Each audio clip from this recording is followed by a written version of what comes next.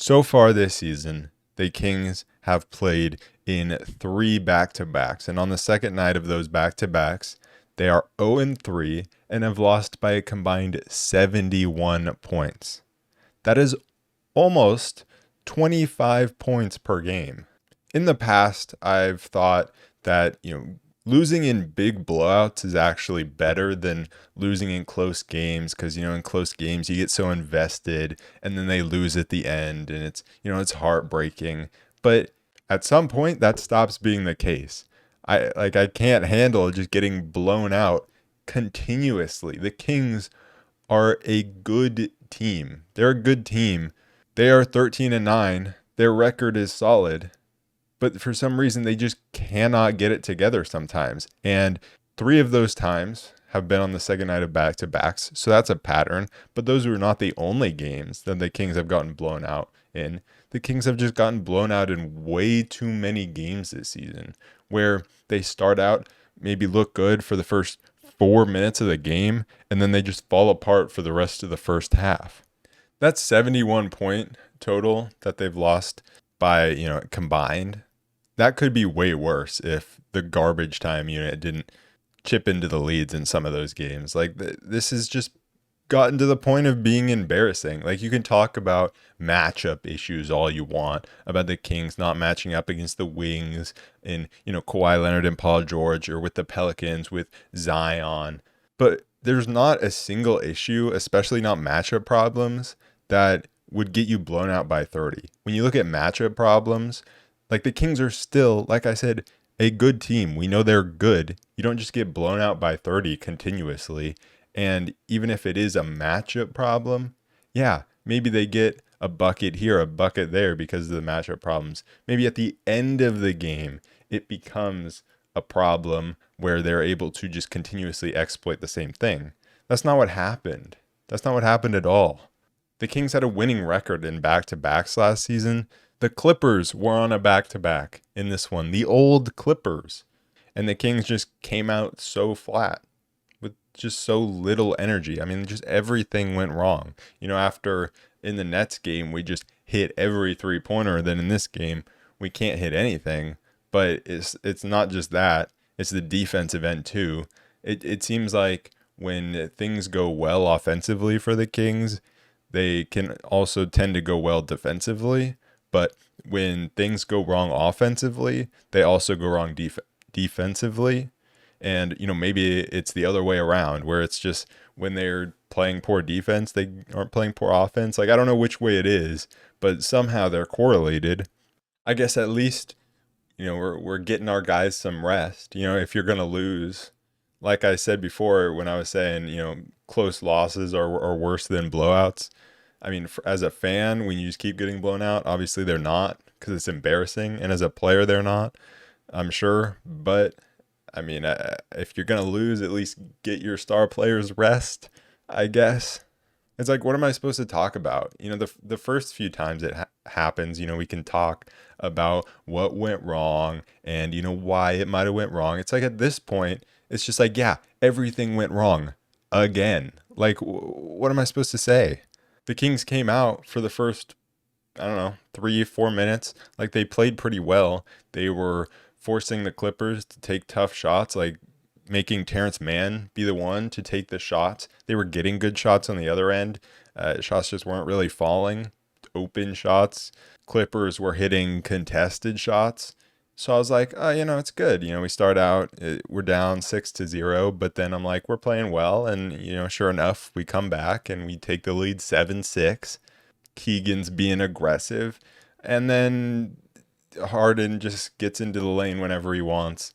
Nobody really puts pressure on him. He can just do whatever he wants. Kings start getting lazy with passes. Fox has like 2 straight turnovers. And then all of a sudden the Kings defense just falls apart. And it's dribble penetration after dribble penetration. Starts with James Harden getting to the lane whenever he wants. And then Kawhi Leonard, just after James Harden went out, he said, I'll take over from here. Got into the lane every time. And was just hitting these like warm-up jumpers that Kawhi, when Kawhi last season in that 176, 175 game, that, which by the way was a game in LA that the Kings were on the second night of a back-to-back of.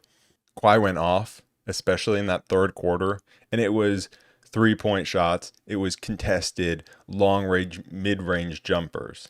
It's like, okay, Kawhi's going to be Kawhi sometimes. That was not the case in this game. He was just dribbling one screen, just dribbling with a guy on his hip into the lane, and then just rising up for the easiest short mid-range jumper of all time. Like I said, this isn't a matchup problem. This isn't the Clippers being a great team. Like, you can put it on that like one time or two times, but when it continuously happens, you got to look inward. This is a Kings problem. This is not everyone else being good on any given night. This is a Kings problem that is continuously happening. Of course, I would rather us have a winning record, but in those losses get blown out, than have a losing record where it's always close. But it's like, I mean, I don't know what to think at this point. And you can say the offense looked bad in the first half. It did. It wasn't great. Lots of open misses. Sabonis was kind of rushing things, and then especially towards the end of the first half, I think desperation kind of kicked in, and it was Keegan Murray, De'Aaron Fox, Trey Lyles just kind of hoisting desperation shots to try to come back into this game. But the Kings had 48 points by halftime. No, that is not great by any means, but the Kings held the Nets to 48 points last night in the first half. So what I'm saying is, if the defense showed up, we could have been in this game still, but we were not. We were not even close. I think when the bench came in, the ball just stuck. The Clippers kept breaking us down, and we kept just going into zone to try to fix it. Zone, man, whatever we tried, it didn't work. Nothing worked. When we went to zone, we forced a miss, and then Westbrook got a rebound because he wasn't being boxed out, because zone can kind of create those blocking out problems and cause offensive rebounds because you're not guarding a single man. And then there was just a really sad possession where we went zone, and Kawhi just kind of walked into the middle of the court, grabbed the ball, was wide open, and they scored from there. Like, just zero resistance. Fox had the 3-ball going in the first quarter, which kind of kept us in it. And then the start of the second quarter was just a mess. It was error after error. JaVale McGee has had like 5 straight horrible games. He goaltended, set an illegal screen, which took away a Monk jumper. Then there were just a bunch of other just bad mistakes. The Kings couldn't make free throws, which is a trend so far this season that I hate. I don't expect the Kings to be a top free throw shooting team because you have De'Aaron Fox and Domantas Sabonis as the guys that are going to get to the free throw line most of the time. Although Fox just, for some reason in first halves, he can't seem to get any calls. It's a weird trend. But when those two guys are the guys shooting the free throws, you're not going to be a super high percentage. I expect those guys to be around 75%, but they're not so far this season. But also everyone else has been missing them. It just felt like there was no energy defensively when a Clipper would drive into the lane. There was no body there to meet them. And then there was no forcing them to kick out and then rotations, right? It was just, oh, there's one screen. Oh, he's in the lane now. Oh, he took a wide open mid-range jumper. Let's go miss a 3 on offense now. Like, it was just a repeat possession after possession. At one point, Trey Lyles was getting matched up on Kawhi. I'm like, why are we doing this? Paul George wasn't even out there. Paul George went out of this game with a groin injury, so we didn't even have to deal with that. So if you're saying it's a matchup problem, like, we had Keegan out there to guard Kawhi, and it still was not working. There was like the slightest signs of life at the end of the second half. And then you come to the third quarter and the Kings are like getting some stops. I'm like, okay, but the offense was just going nowhere. It was bad early shot clock threes every single time. Like, it felt like the Kings kind of had a shot to get back in the game. Like, at the very start of that third quarter, it was like, okay, we're getting some stops. There's a slim chance that we make this competitive. And the offense was just horrible. Kevin Huerter really rough shooting night. He missed, there was a point in the second quarter where he came around, airballed a pretty open mid-range shot, and then missed two pretty open layups in a row, 3 possessions in a row. Keegan, he went 0 for 5 from three. I think a lot of them were just kind of rushing threes because they were, desperation shots. He was actually probably, I don't know, the best player. I don't know. I don't know if he was the best player. He was okay. Like he was getting aggressive. He was going to the rim. He was cutting. He was playing pretty solid defense, getting his hands in the passing lane. Like you can see his length is really impacting other teams, and he's getting in the passing lanes. Got 3 steals in this one. Was getting rebounds. The problem is we need more Keegans, and right now we just don't have that at all. Barnes was matched up on Kawhi to start this game, and it was really bad. Like there was, especially after the first few minutes, and then in the second quarter, or no, it was the third quarter. Kawhi just went right around Barnes. Barnes was like shading him one way, but it's like when you shade a guy one way, you actually have to force him into the help. Barnes shaded him one way. Kawhi just went right by, like to the left, right back to his right, because Barnes was so far behind him he could get to his right. Like he wasn't even righting his hip or anything. You had Sabonis kind of rushing things inside, Fox missing inside, just everyone just rushing shots. Like it felt like when we fell apart, the offense just became so panicked. There was no calming presence in that offense. It felt like if we played defense the way we played offense, maybe we would have been more successful. If we were like panicking and trying to, actually make something happen defensively. On offense, we're just like rushing things. I felt like maybe we need to be more rushed defensively because it felt like we were so relaxed defensively, just kind of sitting back, letting the Clippers do whatever they want instead of getting into guys. And you can't tell me that this is a personnel or a matchup problem. Like we all know, I've talked about it a million times, what the Kings roster needs. We all know we need more wing help defensively, but you don't get blown out by 30 within the first, half of the game just because you don't have that one more wing defender that you need. It's bad because we were throwing Davion out there just to try to make something happen, and he looked awful again. It's just a whole team problem. There's no one person that I think it even starts with. You could say it starts with the leaders of the team and Fox and Sabonis, but the last time this happened against the Clippers, Fox went for 40. He tried. Sabonis was out there battling for every single rebound. I don't even, it's not an individual thing. It's just the game against the Nets, everyone was switched on. And then the game against the Clippers, everyone switches off. And that's what results in these big blowouts. It's not a few guys switching off. It's everyone. It's an everyone problem.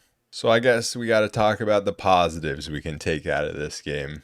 For me, the biggest positive is every time we lose by, in a massive blowout by 30, we only lost by 20 in this one. That's garbage time stuff, though. We lost by 30 in my head. But every time we lose by 30, it only counts for 1 in the loss column, and we can just move on, and the Kings will probably come out and be just fine against the Thunder at home, because that's the thing. The Kings are a good team. This is not something I'm worried about where like they all of a sudden become a bad team. That maybe, after the first few blowouts, I was like, man, what is happening? Are we heading in the wrong direction? But no, we always bounce back. But it's just, how do you prevent this from happening again? And the Kings in the post-game pressers can talk about it all they want. They talked about having to be more ready to play in back-to-backs after the last loss to the Clippers. The Clippers were on the back-to-back themselves. It's not an excuse. It's just the reality of we suck at back-to-backs. That is not at all an excuse. Everyone has to play back-to-backs. This season, I think we have to play even more because of the in-season tournament schedule. You got to find a way to figure it out. They said they had to be more ready to play after the last one, and they weren't. They weren't more ready to play. So back to positives. Keegan Murray being aggressive, that was good. He came into the game averaging like 1.3 free throw attempts per game or something like that. He took 6 in this one, getting to the rim, which I like to see. His rebounding was good. His length and activity defensively was good. Fox's three-point shooting continues to be good. I guess Malik Monk lobs to JaVale McGee are good. There were like 2 or 3 of them. Great, but JaVale's minutes were still not good. That did not make up for the bad things that he was doing. In garbage time, Sasha Vezenkov was out there, and he looked like he was the best player out there during garbage time. And I always think that's a good sign. His passing was really good, and he was kind of running things. He was posting Terrence Mann up and scoring on him. So he looked pretty solid.